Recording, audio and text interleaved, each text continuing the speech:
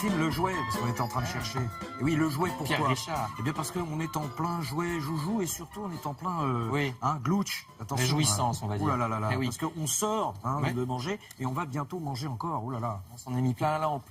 Ce week-end, et on va recommencer le week-end prochain, peut-être même avant, le Parisien aujourd'hui en France, donc nous donne quelques trucs pour survivre à l'indigestion. Des repas de fin d'année, quelques évidences. D'abord, l'alcool fait grossir. Si vous buvez 4 verres de vin, ce qui arrive dans un repas de réveillon, bah, c'est déjà la moitié des calories de votre repas. Ouais. La moitié?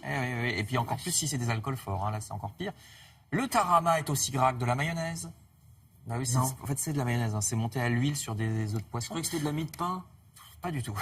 Regardez la composition. Le foie gras, comme son nom l'indique, est très gras, mais alors c'est plutôt du bon gras. Ça fait grossir, mais ça vous flanque pas de cholestérol, donc ça c'est moyen. Okay. Et puis misez sur les huîtres si vous n'en pouvez plus, parce que les huîtres ça n'est quasiment que de l'eau. L'eau justement, regardez, vous permettra de soigner votre gueule de bois le lendemain quand on est malade parce qu'on a bu trop d'alcool. Le seul truc qui marche vraiment, c'est de boire beaucoup d'eau. Alors boire pendant le repas et le lendemain. Attention, vous aurez toujours la même alcoolémie. Ça ne va pas vous permettre de conduire. Ça dilue pas. Non, ça dilue pas, mais ça vous aide à récupérer. Voilà, donc buvez beaucoup d'eau, nous dit le Parisien.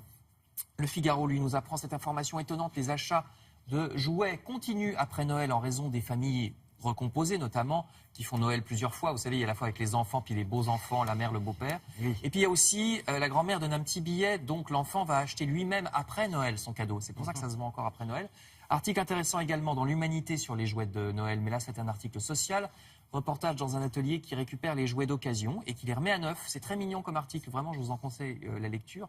L'association s'appelle Rejouer. Les cadeaux sont distribués via des associations comme les Restos du Cœur aux enfants dont les parents n'ont pas les moyens, ou alors ils sont vendus mais à prix très bas dans la boutique de l'association. C'est un atelier dans le 14e arrondissement qui emploie en plus une vingtaine de salariés qui étaient au chômage. Association Rejouer qui se trouve à Montparnasse, 68 avenue du Maine pour la boutique, à très bas prix. C'est un article dans l'Humanité.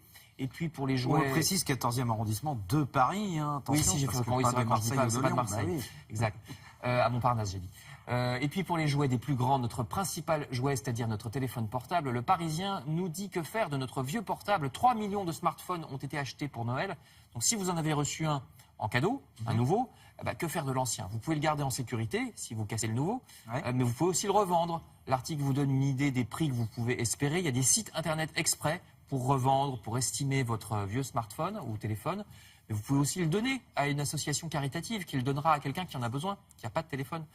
N'oubliez pas en tout cas d'effacer vos données personnelles, histoire que le nouvel utilisateur ne lise pas tous vos petits secrets. Donc, ils expliquent aussi comment effacer les photos aussi.